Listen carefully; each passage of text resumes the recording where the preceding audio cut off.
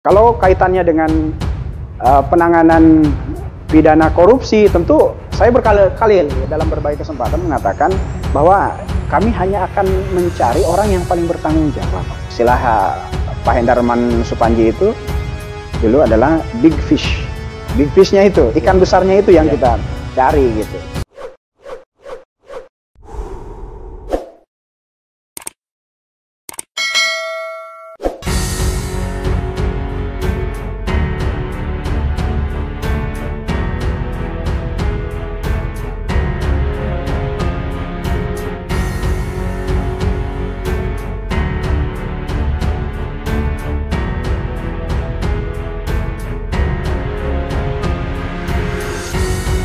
Bismillahirrahmanirrahim. Assalamualaikum warahmatullahi wabarakatuh. Waalaikumsalam. Basudara dong semua, katong berjumpa kembali dengan beta di channel Dialektika. Ketika kita bicara tentang persoalan pembagian kekuasaan di Indonesia, maka tidak terlepas kita bicara tentang trias politika, di mana kita tahu bersama bahwa pembagian kekuasaan di Indonesia terbagi atas 3, yaitu kekuasaan eksekutif, kekuasaan legislatif, dan kekuasaan yudikatif. Salah satu lembaga yang masuk dalam kewenangan kekuasaan yudikatif, yakni Kejaksaan Republik Indonesia. Dan hari ini saya telah bersama Kepala Kejaksaan Negeri Buru yang membawahi 2 kabupaten. Kabupaten Buru dan Kabupaten Buru Selatan. Bapak Muhtadi SAG SH MA MH. Assalamualaikum, selamat malam Pak Muhtadi. Waalaikumsalam warahmatullahi. Ini menjadi sebuah kehormatan buat kami, channel Dialektika dan tim, bisa berkunjung ke kantor kejaksaan dan sekaligus berdialog dengan orang nomor 1 di Kejaksaan Buru. Sekali lagi saya ucapkan terima kasih Bang. Sama-sama. Ada banyak hal yang tentu saya dan mungkin sebagian publik penasaran dan kepingin mengetahui. Dan bahkan sebagian besar publik juga bertanya-tanya bahwa bagaimana tupoksi yang namanya lembaga kejaksaan negeri dalam kaitan dengan serangkaian tugas dan seterusnya dan seterusnya. Tapi sebelum kita bicara pada titik itu Bang, sebagian besar masyarakat mungkin penasaran tentang sosok Pak Kajari Buru. Dan sebagaimana Anda lihat beliau masih muda dan nanti kita akan bahas pada sesi selanjutnya. Bang, bisa diceritakan sedikit tentang profil Abang? Silakan Bang. Ya, terima kasih. Ini mengagetkan juga sebetulnya ya, mengagetkan karena ada sebuah upaya untuk turut serta menebarkan upaya penegakan hukum. Kami menganggapnya seperti itu, karena upaya penegakan hukum ini, tugas dan fungsi kejaksaan ini tidak akan sukses apabila tidak didukung oleh masyarakat.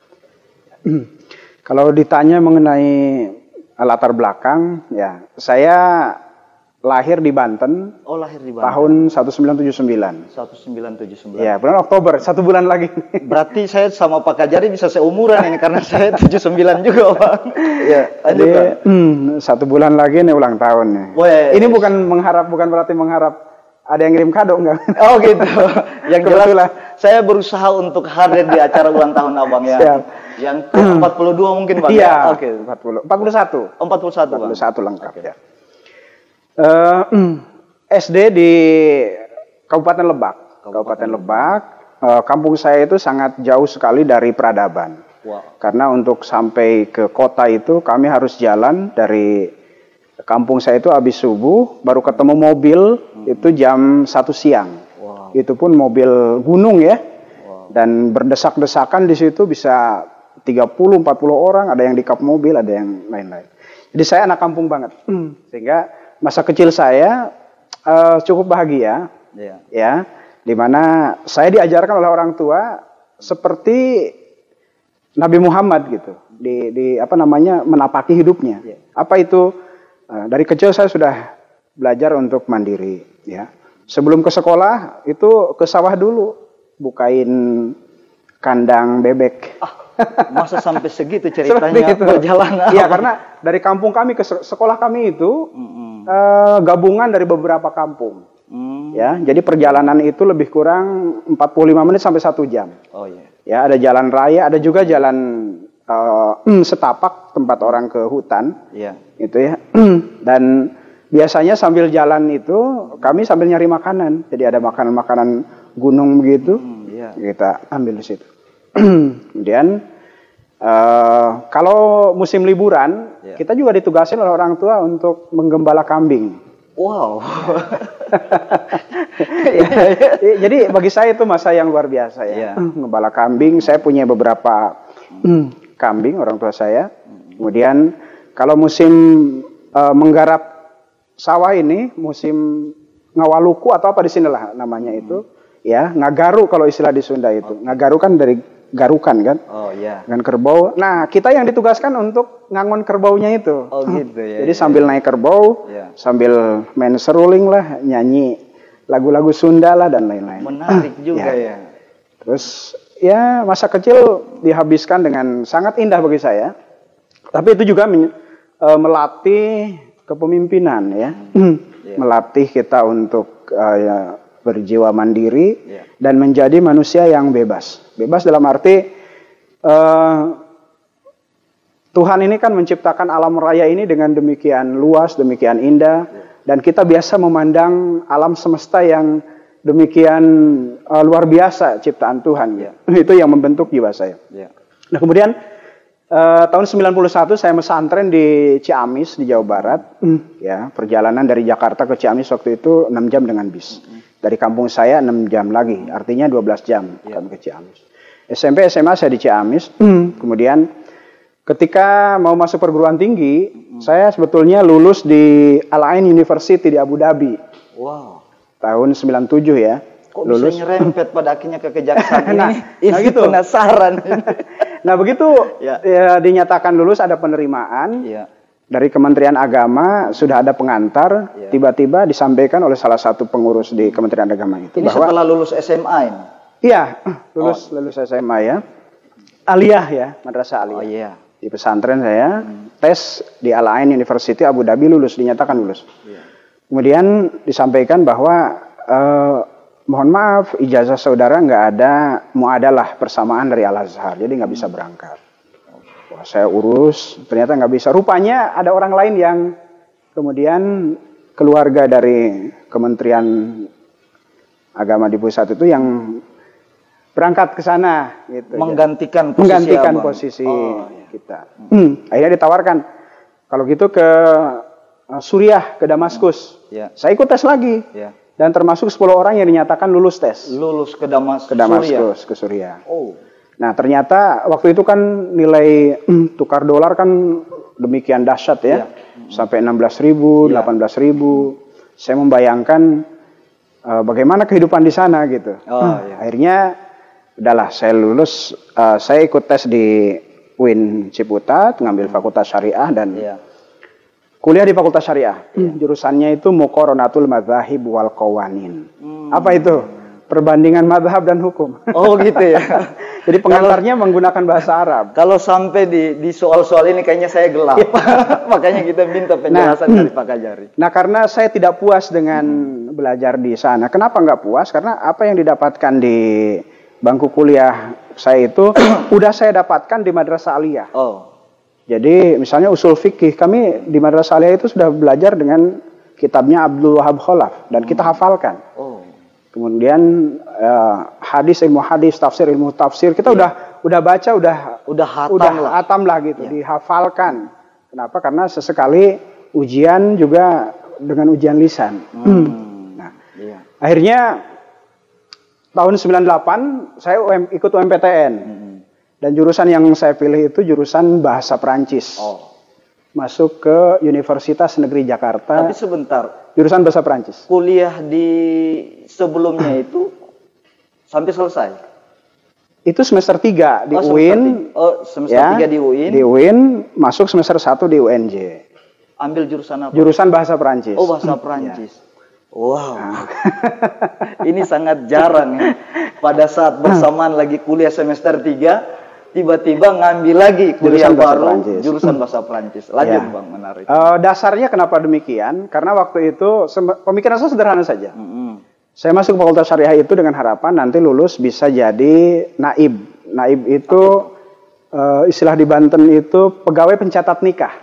Oh. Ya, jadi pakai KUA lah. Seperti KUA. Nikahin orang ya. Oh, nikahin orang. Itu kenapa? Karena orang tua saya itu amil pegawai amil naib ya. Biasa menikahkan orang, jadi orang datang ke rumah dinikahkan di situ bawa berkat kan. Kami nikmatin itu berkat gitu. Jadi saya bilang udahlah, ini saya sangat cinta orang tua saya, jadi saya kagum dengan beliau.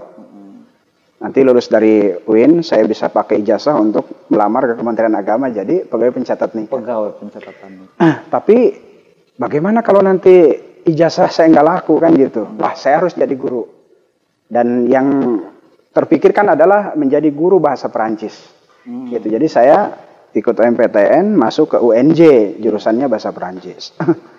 Nah, jadi di Ciputat, dari Ciputat itu biasanya saya jam pertama, kuliah jam pertama sampai jam 9:20. Itu jam pertama. Nah, kemudian jam kedua itu saya ambil di UNJ itu jam 10:10 sampai jam ketiga jam 14:10. Jadi betul-betul space waktunya itu dan hampir tidak ada. Betul. Dan bayangkan dari Ciputat ke Rawamangun itu kan perjalanan bisa 1 jam, 1 jam setengah. Luar biasa jauh. Makanya saya minta dimodalin sama orang tua saya ya, belikan motor. Gitu. Bensinnya nggak usah dipikirin. Oh, iya. Jadi ini yang unik lagi, waktu saya kuliah itu hanya dibayarin SPP sama orang tua, kemudian dibayarin uang kos. Selebihnya kamu cari sendiri. Oh iya. Masih tetap dalam sambil kuliah, sambil nyari sendiri. Okay. Gitu. Jadi bagaimana caranya? Ya, jadi kuliah itu akhirnya dibelikan motor. Saya kejar ke UNJ, kuliah 2 jam pelajaran di situ.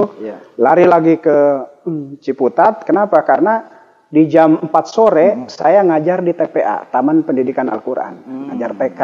Oh. Sampai dari jam 4 sampai jam 5. Dari jam 5 masa-masa kuliah itu betul-betul diisi dengan itu. Aktivitas. Kemudian malam hari habis maghrib biasanya ada yang minta private. Ya private apa? Ada yang minta private ngaji, ada yang private bahasa Arab, gitu. Dan lumayan, itulah yang saya pakai untuk biaya hidup sehari-hari. Ya, untuk ongkos, untuk beli buku, karena saya ini kutu buku. Itu. Rasanya pacar pertama saya itu adalah buku. Dari SMP sampai kuliah saya nggak pernah punya pacar. Mudah-mudahan ini jadi motivasi buat para netizen di rumah. Lanjut, Bang. Nah, kemudian saya lulus dari UIN Jakarta tahun 2001 dan alhamdulillah lulus sebagai wisudawan terbaik. Lulus sebagai wisudawan terbaik pada bulan Juli tahun 2021. Nah, kemudian di bulan September itu ada penerimaan kejaksaan. Penerimaan sarjana syariah 2 orang. Konon waktu itu antara lain isunya nanti untuk ditempatkan di Aceh. Desember saya dinyatakan lulus tes dari sekian pelamar yang sarjana syariah itu, saya dinyatakan lulus. Di kejaksaan? Di kejaksaan. Jadi menggunakan ijazah sarjana syariah. Sarjana syariah dari UIN Jakarta. Melamar menjadi pegawai kejaksaan. Pegawai kejaksaan. Nah, karena saya tadi kan prinsipnya kalau ijazah saya nggak laku, saya pakai ijazah yang satu kan. Nah, saya udah semester 7 tuh di UNJ. Akhirnya saya tinggal. Untuk jurusan bahasa Perancis. Bahasa Perancis saya tinggal karena kenapa? Ijazah saya udah laku gitu loh. Akhirnya saya tinggal. Tetapi ya alhamdulillah ada kemampuan bahasa yang saya dapatkan dari sana. Sehingga ketika ditanya siapa jaksa yang bisa bahasa Perancis, saya dengan berbangga mengatakan saya bisa. Tapi bukan hanya itu. Sebetulnya kenapa saya memilih bahasa Perancis? Karena saya mencintai sastra. Dan kita tahu banyak karya-karya sastra yang dilahirkan oleh sastrawan-sastrawan Perancis. Seperti Alexander Dumas, kemudian banyaklah yang kita baca ya. Termasuk Montesquieu juga ya, itu kan. Montesquieu kan dari Prancis. Yang bicara tentang trias Trias politika kan itu filosof dia. asal Prancis juga Ya, Bang. Kan? dengan bukunya L'Esprit du Loi. Apa tuh? The Spirit of Law. The Spirit of Law. L'Esprit du Loi. Ya. Semangat dalam hukum ya. Ya, L'Esprit itu the spirit. The spirit, semangat, spirit hukum lah. Spirit hukum. Dan ini menjadi sebuah karya yang sangat monumental kan dalam dunia hukum dan tata negara. Iya. Nah, jadi kemudian kenapa akhirnya saya jadi jaksa? Iya. Gitu. Jadi ketika masuk kejaksaan sebetulnya tidak ada pikiran bagaimana kemudian meneruskan karir sebagai jaksa. Karena saya lebih senang dengan dunia pendidikan. Iya. Ya. Nah, ceritanya 2006 saya ikut tes untuk ke Sorbonne Prancis. Untuk S2 di Prancis. Enggak, ini sudah menjadi pegawai kejaksaan. Oke. Ya, sudah menjadi pegawai kejaksaan. Kemudian saya ingin karena cita-cita saya dan ini pada saat saya nikah pun saya bilang ke calon istri saya, nanti saya akan mengajak kamu tinggal 1 tahun di Eropa gitu. Iya. Dalam bayangan saya nanti mau nyari beasiswa gitu. Iya. Jadi cita-cita saya ingin kuliah di Prancis karena kecintaan saya dengan sastra Prancis itu akhirnya saya upayakan, saya wujudkan di tahun 2006. Iya. Saya ikut melamar untuk dapat beasiswa di Prancis dan sampai pada tahap wawancara. Gitu. Jadi tes tertulis sampai tahap wawancara dengan atas pendidikan ya dari Kedutaan Besar Prancis. Untuk ambil S2. Untuk ambil S2, sudah sampai tahap wawancara. Nah, dilalahnya kemudian lapor ke Pak Jaksa Agung waktu itu Pak Abdurrahman Saleh. Nah, dinyatakan oleh Pak Abdurrahman Saleh, saya mau yang berangkat ke Prancis itu jaksa. Sementara saya bukan jaksa, masih pegawai tata usaha.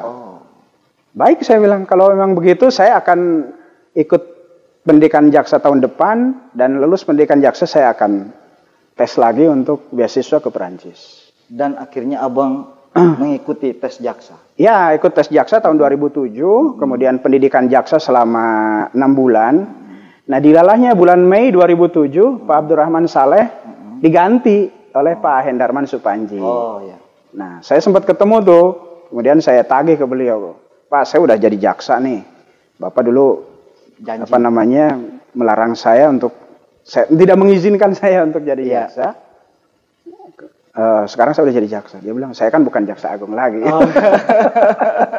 Oke. Dan keinginan itu sebetulnya terus terpendam ya. Terpendam. Saya ingin menjejakkan kaki saya di salah satu universitas tertua di dunia ini, yaitu Sorbonne University. Sorbonne itu kan ada banyak tuh, ada 14 kan universitas yang memakai label Sorbonne. Gitu. Dan sampai sekarang ini belum terwujud. Mudah-mudahan suatu hari nanti. Dan insya Allah para netizen semua insya Allah doakan. Mudah-mudahan suatu waktu impian itu menjadi terwujud. Nah, demikian kenapa saya jadi jaksa dan sampai ke sini nih. Ya. Alhamdulillah sampai sini. Jadi kalau saya boleh simpulkan, perjalanan Abang ini tersesat dalam kebaikan. Kira-kira begitu. Sampai akhirnya menjadi seorang jaksa. Ya.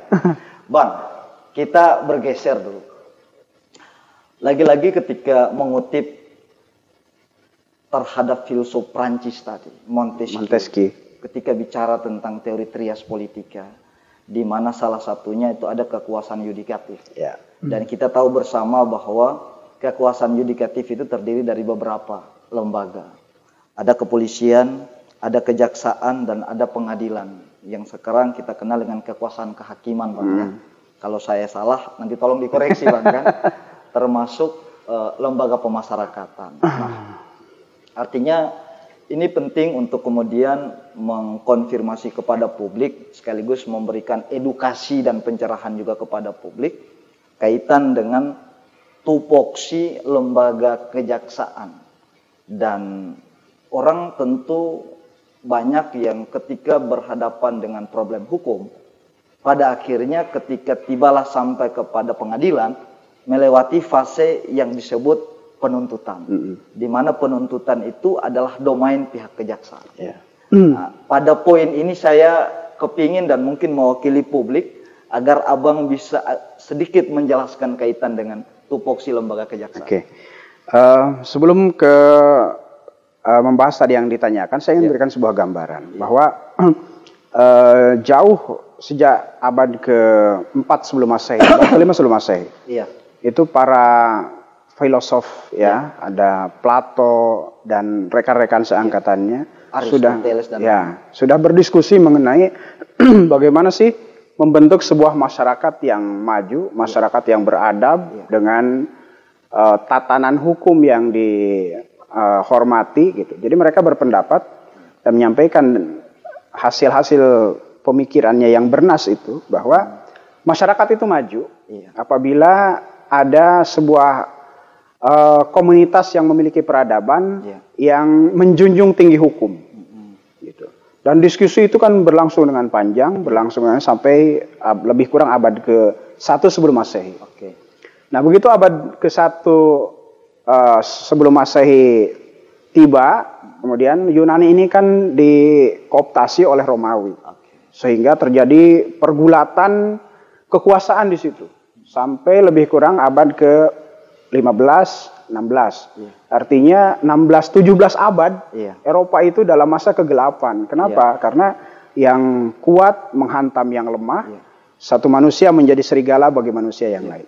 Sehingga Thomas Hobbes itu kan dari abad ke-16 menyebutkan bahwa homo homini lupus. Manusia menjadi serigala bagi manusia yang lain. Ya, manusia memerangi manusia lain yang lebih lemah. Itu pergulatan berkepanjangan di Eropa ya. Kemudian muncul pemikiran-pemikiran bahwa masyarakat ini akan menjadi beradab, akan menjadi maju kalau ada sebuah tatanan hukum, gitu. Di mana hukum menjadi supremasi hukum dijunjung tinggi. Kemudian kesejahteraan dan keadilan masyarakat ditegakkan. Bukan lagi kekuasaan dari orang per orang ataupun kekuasaan raja. Maka raja-raja yang amat berkuasa itu harus dibatasi. Kan begitu pergulatan pemikirannya. Yang feodalistik. Ya, feodal, kemudian kekuasaan seseorang itu harus dibatasi. Sampai kemudian muncul dari Lord Acton itu kan kata-kata power tend to corrupt. Kekuasaan itu cenderung menyimpang ya. Kemudian absolute power corrupt absolutely. Itu kenapa? Karena ada kekuasaan-kekuasaan yang sangat luar biasa yang tidak ada pembandingnya, tidak ada penyeimbangnya. Sehingga kemudian terjadilah ketimpangan. Ya, manusia yang kuat menjadi serigala bagi manusia yang lemah. Homo homini lupus.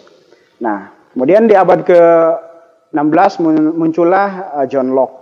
Muncullah Montesquieu yang tadi disebutkan yang kemudian melahirkan teori trias politika. Bahwa untuk menciptakan sebuah bangsa yang baik, sebuah masyarakat yang sejahtera, harus ada pembagian kekuasaan.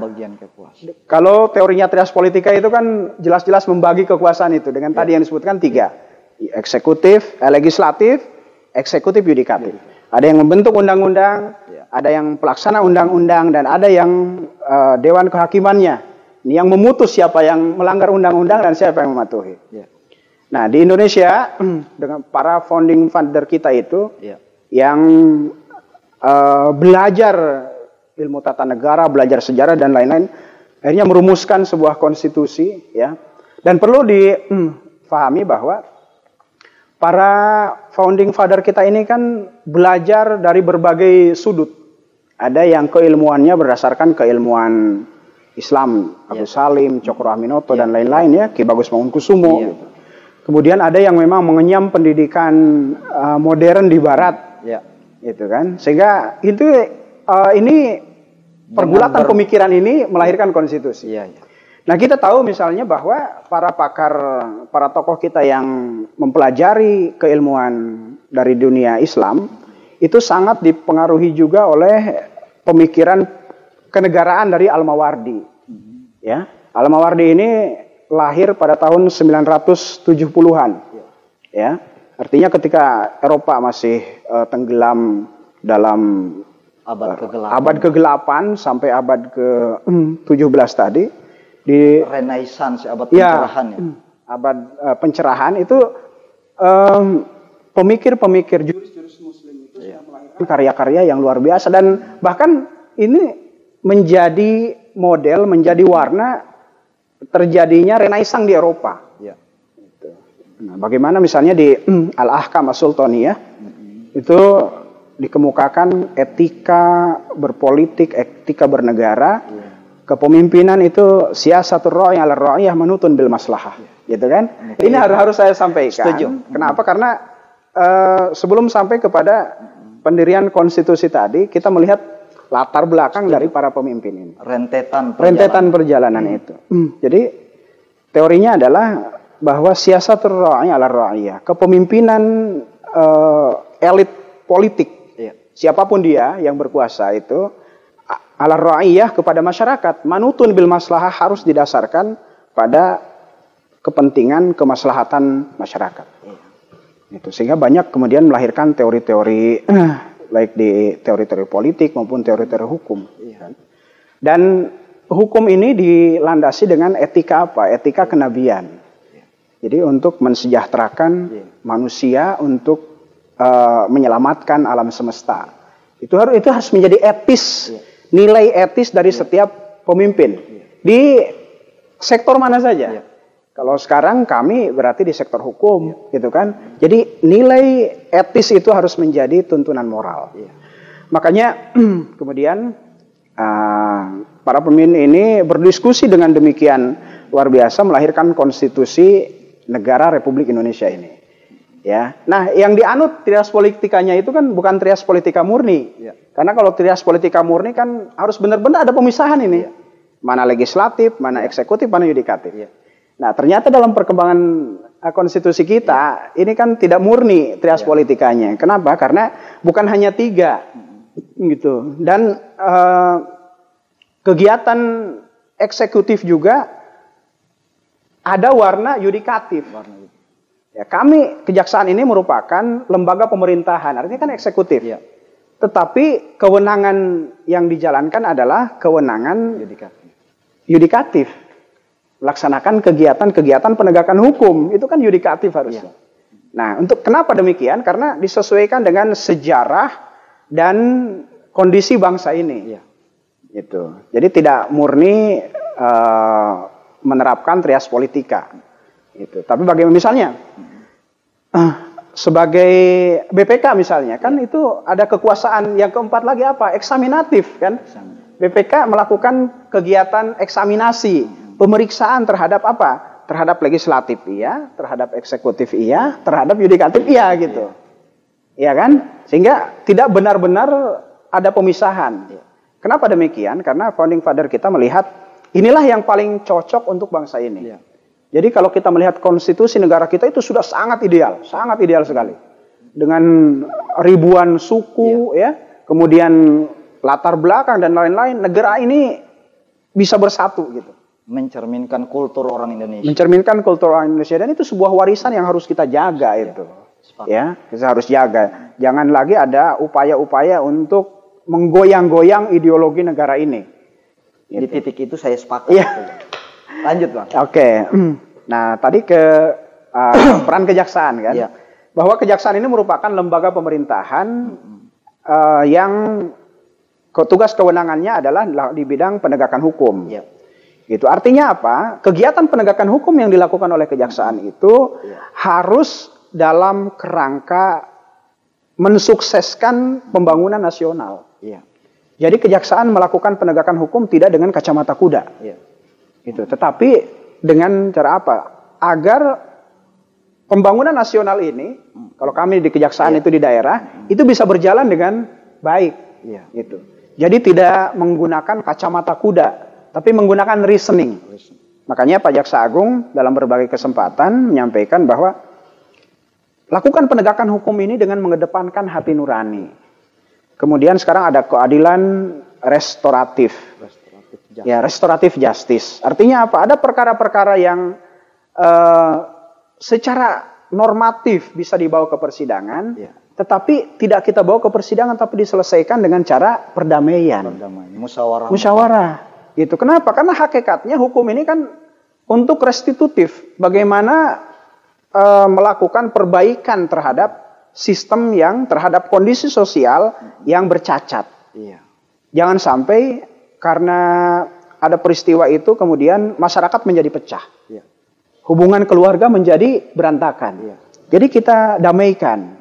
Kita damaikan, tapi ini kembali kepada niat baik dari masing-masing pihak. Iya. Contoh misalnya, ada kemarin ini kami upayakan ya. Ini ada keluarga, masih satu keluarga. Nah, kakeknya ini, kakek buyutnya ini sama. Jadi masih satu keturunan lah. Iya.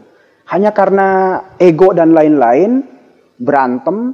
Ini anak-anak ini, di bawah umur ya. Iya. Diberantem, kita damaikan nih. Iya. Kita bilang, ingat orang tuamu melahirkan kamu ini kan supaya kalian bersaudara. Kalian berasal dari rahim yang sama.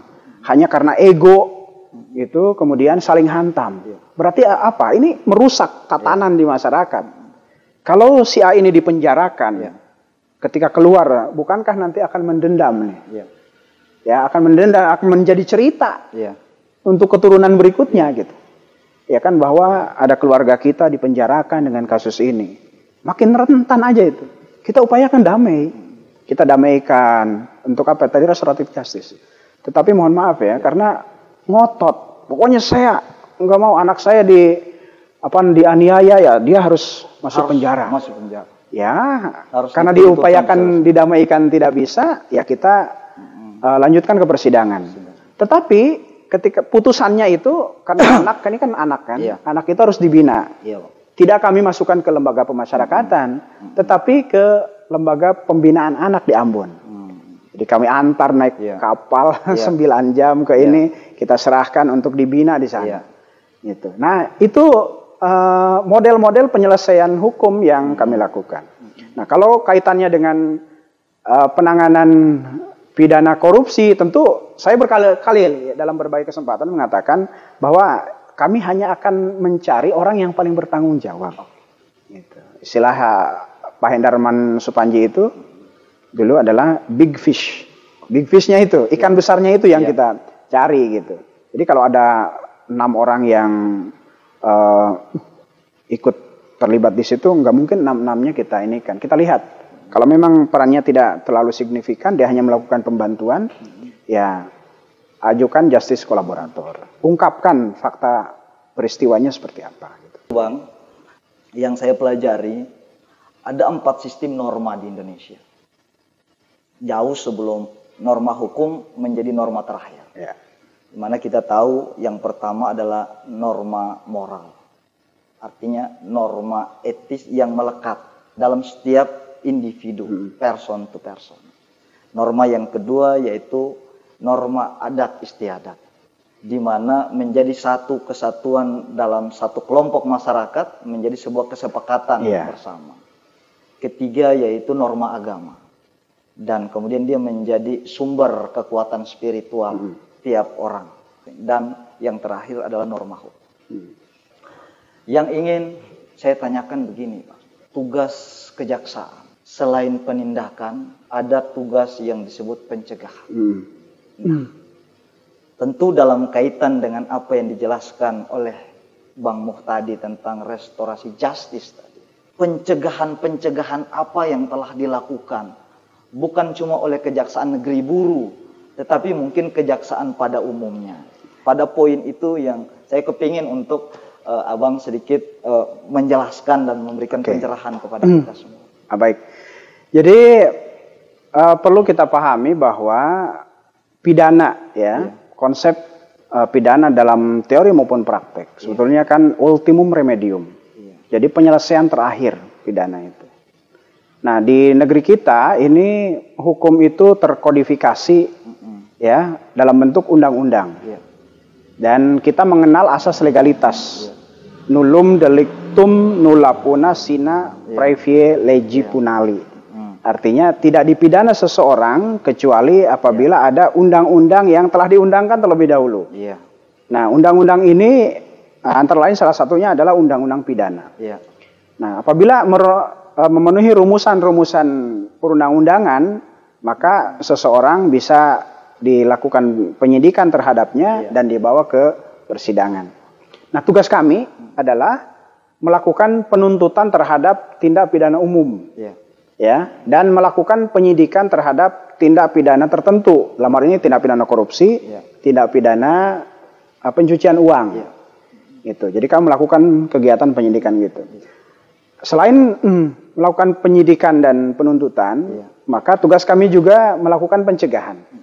Pencegahan dalam bentuk apa? Kita melakukan sosialisasi. Ya, jadi harus seimbang itu. Kegiatan pencegahan dengan penindakannya itu imbang. Nah, tugas-tugas sosialisasi itu kita lakukan dengan berbagai organ. Misalnya ada di kegiatan Perdata dan Tata Usaha Negara. Ya, ada di bidang penerangan hukum dan penyuluhan hukum di bidang intelijen.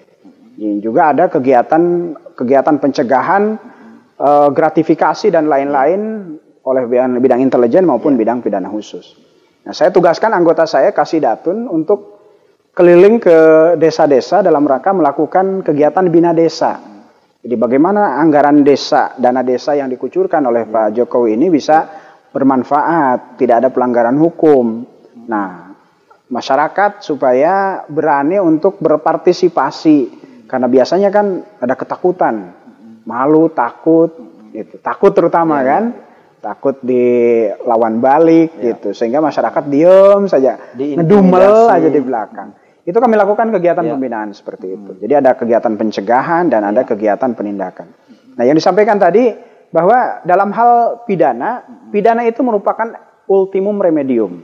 Artinya tindakan terakhir. Tindakan terakhir. Jadi kita himbau, kita sampaikan, kita upayakan supaya kalaupun ada kerugian keuangan negara supaya dipulihkan dulu gitu. Nah, dalam hal ini BPK pun kan sama tuh. Ketika BPK melakukan pemeriksaan, kemudian ditemukan ada kerugian negara, diberikan waktu 60 hari pulihkan kerugian negaranya. Ya, kalau terlanjur bayar kembalikan. Gitu. Nah, setelah lewat 60 hari nggak dikembalikan, aparat hukum bertindak. Ya, tetap di langkah pertama kami kejaksaan nggak tiba-tiba nih tindak pidana korupsi nih dihajar, enggak. Sekali lagi tidak menggunakan kacamata kuda. Kita lakukan pembinaan. Gitu. Misalnya ada temuan, kita himbau kembalikan kerugian negaranya. Bagaimana terhadap orangnya? Kita berikan rekomendasi ke instansi induknya.